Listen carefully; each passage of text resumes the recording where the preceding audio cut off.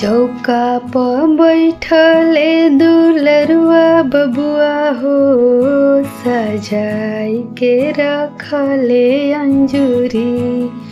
आहो सजाई के रखले अंजूरी। चौका प बैठले दुलरुआ बबुआ हो, सजाई के रखले अंजूरी।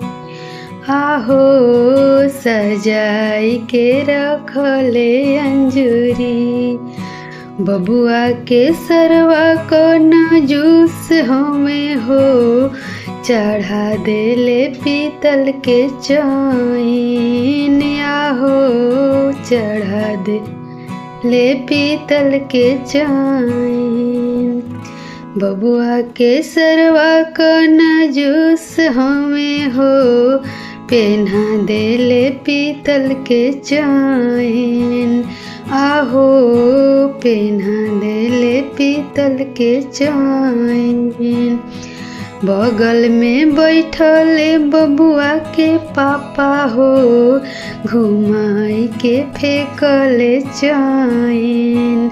आहो घुमाई के फेंकले चैन। बबुआ के पापा धनवान हमें हो, पेन्हा देले सोना के चैन। आहो पेन्हा देले सोना के चैन। चौका प बैठले दुलरुआ बबुआ हो, सजाई के रखले अंजूरी।